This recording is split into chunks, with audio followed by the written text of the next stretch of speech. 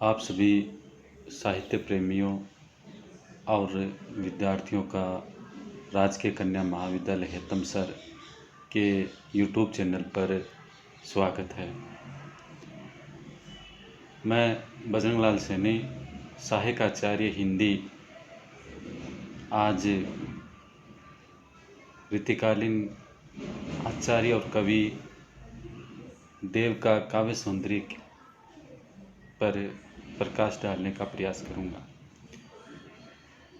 जैसा कि हमने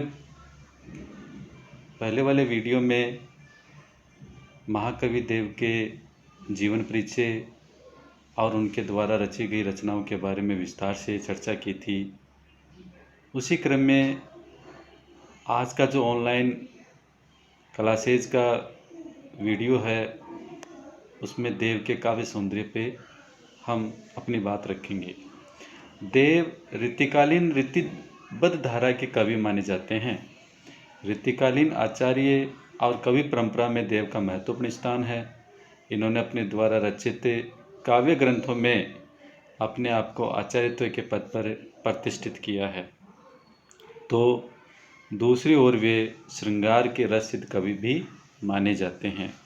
रीतिकालीन कवियों में श्रृंगार का जितना मनोहर वर्णन देव के द्वारा किया गया है, उतना बिहारी, घनानंद तथा मतीराम को छोड़कर किसी और कवि के काव्य में देखने को नहीं मिलता है। कविवर देव का रचनात्मक कार्य व्यापक और विस्तृत है। उनके काव्य में कला पक्ष और भाव पक्ष का सुंदर संयोग हुआ है। देव का काव्य सौंदर्य। कवि देव के काव्य में भाव पक्ष और कला पक्ष अत्यंत सबल और विस्तृत है। उनके काव्य सौंदर्य को निम्न बिंदुओं के माध्यम से प्रकट कर सकते हैं। प्रथम है प्रेम निरूपण।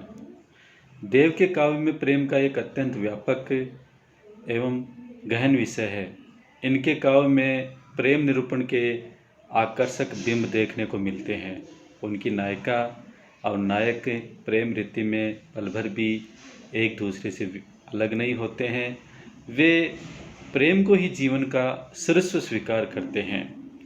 उनके कवित्व में एक पंक्ति के द्वारा अपन इस बात को देखते हैं कि पल न थिरात रीति नेह की नई नई, अर्थात नायिका एक पल भी प्रेम के भावेश में आकर के अलग होना स्वीकार नहीं करती है। काव्य पक्ष और काव्य सौंदर्य में दूसरा जो बिंदु है वह है संयोग श्रृंगार का चित्रण। देव के काव्य में श्रृंगार रस का व्यापकता के साथ चित्रण देखने को मिलता है। उन्होंने श्रृंगार में संयोग पक्ष और वियोग पक्ष दोनों को ही प्रमुखता के साथ महत्व दिया है। उनकी नायिका और नायक एक दूसरे के रूप गुण आदि को देखकर आकर्षित होते हैं और फिर उस आकर्षण का अत्यंत अंत जो है वो मिलन में होता है। देव ने रूप सौंदर्य को शुद्ध भावप्रक दृष्टि से देखने का प्रयास किया है। देखत ही जो मन हरे सुख अखियन को देई, रूप बखाने ताही जो जग चरी करी लेही। इसके अलावा संयोग श्रृंगार में नायिका का रूठ जाना, नायक द्वारा उनका मनाना, फिर दोनों का मधुर मिलन प्रेम की मधुरता को प्रकट करता है।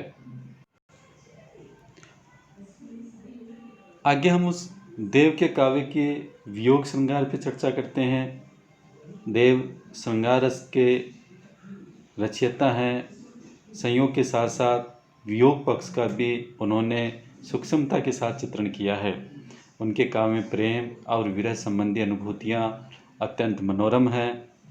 विरह वर्णन में ऊहा और अतिशयोक्ति का प्रयोग यद्यपि उन्होंने नहीं किया है, कम किया है, लेकिन भावात्मकता के प्रति वे सदा सावधान रहे हैं।